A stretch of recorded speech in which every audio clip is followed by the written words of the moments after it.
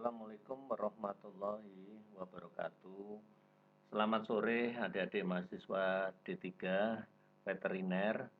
Kita ketemu lagi pada satu pokok bahasan yaitu sanitasi dan pencemaran lingkungan.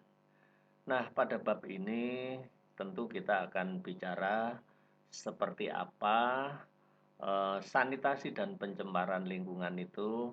Silahkan disimak lebih lanjut. Bicara tentang pencemaran lingkungan dalam sebuah peternakan, tentu saja ini dihasilkan dari limbah yang dibuang dari peternakan yang bersangkutan. Nah, limbah dalam satu peternakan itu bisa berupa limbah padat, limbah cair, maupun limbah gas. Limbah padat itu bisa bersumber dari feses, dari sisa pakan, dari bulu, kuku, tulang, tanduk, atau isi rumen. Demikian pula berupa limbah cair, itu bisa berasal dari urin atau air bekas cuci dan membersihkan kandang. Sementara limbah gas itu berasal dari hasil fermentasi, gas yang terbentuk dari senyawa kotoran yang ada di seputaran kandang. Bicara tentang pencemaran kotoran ternak dalam sebuah peternakan, maka sebagian besar kotoran ini berbentuk padat yang bersumber dari feses dan urin ya. Nah, dari kotoran yang dihasilkan sesungguhnya ini kalau mau dihitung setiap kilogram susu itu bisa menghasilkan 2 kilogram limbah padat atau feses, maka setiap ekor sapi yang menghasilkan 15 kilogram susu, maka limbah feses yang dihasilkan ya kurang lebih 30 kilogram. Sementara kalau kita bicara sapi pedaging ya, setiap kenaikan 1 kilogram berat badan atau daging itu menghasilkan feses kurang lebih 25 kilogram. Jadi dari sini sesungguhnya sudah kita punya gambaran berapa besar limbah padat yang dihasilkan oleh sebuah peternakan ruminansia. Selanjutnya adalah pencemaran air. Salah satu akibat dari pencemaran air oleh limbah ternak ruminansia adalah meningkatnya kadar nitrogen. Senyawa nitrogen sebagai polutan mempunyai efek polusi yang sangat spesifik, di mana kehadirannya dapat menimbulkan konsekuensi penurunan dari kualitas perairan sebagai akibat terjadinya proses eutrofikasi. Penurunan konsentrasi oksigen terlarut sebagai hasil dari proses nitrifikasi yang terjadi di dalam air dapat mengakibatkan terganggunya kehidupan biota air. Setiap kotoran yang dihasilkan oleh seekor ternak itu sesungguhnya mengandung nutrisi atau zat padat yang masih berpotensi untuk mendorong kehidupan mikroorganisme, dan ini sesungguhnya dapat menimbulkan pencemaran. Satu studi yang dilakukan mengenai pencemaran air limbah oleh peternakan melaporkan bahwa total sapi dengan berat badan 5.000 kg selama 1 hari ternyata memproduksi menyur dapat mencemari 9.084 kali 10 pangkat 7 meter kubik air. Ya, begitu besar sekali. Selain melalui air, limbah peternakan sering mencemari lingkungan secara biologis. Sebagai salah satu contoh bahwa menyur yang terkandung antara 27 sampai 86 itu sesungguhnya sudah menjadi media pertumbuhan dan perkembangan vektor lalat yang cukup baik. Namun demikian, kalau menyur itu lebih tinggi, artinya 65 sampai 86%-nya, maka itu sebagai media yang sangat optimal untuk bertelurnya vektor lalat. Selanjutnya pencemaran udara, ya. Kehadiran limbah ternak dalam satu keadaan kering sekalipun sesungguhnya bisa menimbulkan pencemaran karena dia akan menghasilkan debu. Pencemaran udara di lingkungan misalnya peternakan sapi, ya, itu sekitar pukul 18 setelah diukur kandungan debu saat itu kurang lebih 6.000 miligram per meter kubik. Batas ini sesungguhnya sudah melewati ambang batas yang ditolerir untuk kesegaran udara di satu lingkungan. Jadi batasnya kurang lebih 3.000, tapi itu bisa 2 kali lipat. Kemudian pencemaran gas metan.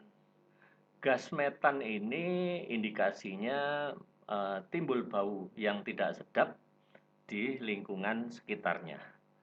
Nah, gas metan ini sesungguhnya berasal dari proses pencernaan ternak ruminansia dan itu diduga sebagai penyumbang pemanasan global dan kerusakan ozon dengan laju 1% per tahun dan terus meningkat. Indonesia mempunyai emisi gas metan per unit pakan atau laju konversi metan justru lebih besar dan itu diduga karena kualitas hijauan pakan yang rendah. Ringkasnya, semakin tinggi jumlah pemberian pakan berkualitas rendah, maka semakin tinggi pula produksi gas metan yang dihasilkan. Sekarang kita bicara tentang limbah B3.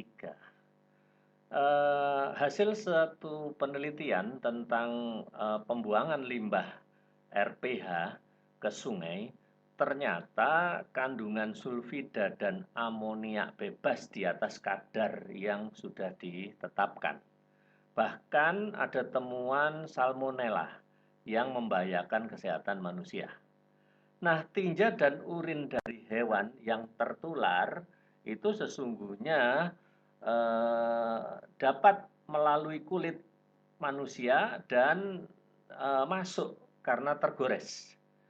Spora antrak dapat tersebar melalui darah atau daging yang belum dimasak. Dan itu semua sesungguhnya pernah dilaporkan beberapa waktu yang lalu. Bapak Ibu sekalian, kita tadi sudah menyinggung limbah B3 ya. Apa sih sesungguhnya B3 itu? B3 itu adalah bahan berbahaya beracun. Nah, limbah-limbah yang bersifat racun, kemudian bersifat reaktif atau radioaktif, kemudian limbah yang mudah terbakar, limbah yang mudah meledak, limbah yang bersifat korosif, juga limbah yang membahayakan lingkungan, serta limbah yang bersifat infeksius, secara keseluruhan itu disebut dengan limbah B3. Bapak Ibu sekalian, dari uraian di atas tadi, maka secara umum penanganan limbah itu dapat dilakukan sesuai dengan kemampuan kita masing-masing ya. Jadi untuk limbah padat itu bisa saja dibuat kompos, kemudian dibuat bokasi, dibuat biorang atau sebagai media tumbuh. Untuk limbah cair bisa jadi digunakan untuk biourin atau pupuk cair. Sementara untuk limbah gas itu bisa diolah menjadi biogas. Jadi sebelum menjadi limbah, kotoran ternak itu bisa diolah dengan menggunakan digester. Kemudian biogas yang dihasilkan tentu saja tidak mencemari udara ya ke atas jadi merusak ozon, tetapi harus dimanfaatkan untuk kegiatan misalnya memasak, digunakan untuk penerangan, bahkan untuk pembangkit tenaga listrik dan kegiatan yang lain. Nah, secara keseluruhan penanggulangan dari pencemaran itu sesungguhnya ya dilakukan bersama-sama dengan pengolahan limbah sebagaimana kita uraikan ini tadi. Jadi, penanggulangan pencemaran itu dilakukan seiring dengan upaya-upaya tersebut di atas, maka pencemaran baik pencemaran terhadap udara, pencemaran terhadap badan-badan air maupun pencemaran kotoran padat ya atau sampah itu tidak akan terjadi atau bisa ditekan. Pada saat ini sesungguhnya sudah banyak upaya yang dilakukan oleh pemerintah ya dengan cara membangun pusat listrik tenaga sampah. Itu kebetulan untuk pertama kali dibangun di Bandung. Jadi sampah-sampah dari peternakan atau dari lingkungan yang ada di sekitar itu masuk di reaktor ini, kemudian nanti akan diolah menjadi energi biomasa dengan menggunakan reaksi kimia dan biogas itu kemudian digunakan sebagai energi biomasa. Kemudian kita juga tahu bahwa hampir semua kegiatan ini sekarang sudah mulai diarahkan untuk kita ini membangun satu kegiatan energi yang terbarukan. Jadi sekarang kita sudah mulai berpikir tidak cukup hanya energi nuklir, tetapi juga energi sampah, energi angin, energi matahari, energi panas bumi, bahkan energi pasang surut air laut ya maupun bioenergi yang berasal dari biosolar maupun bioetanol itu sekarang sudah mulai dipikirkan. Karena apa? Ya ke depan kita ini harus mampu lahir sebagai negara yang menjalankan aktivitas energi yang terbarukan. Tidak cukup hanya mengandalkan energi fosil yang itu membutuhkan waktu yang cukup panjang. Tetapi kita beralih kepada energi yang terbarukan. Ibu, itulah kira-kira yang bisa saya sampaikan di dalam bab kali ini.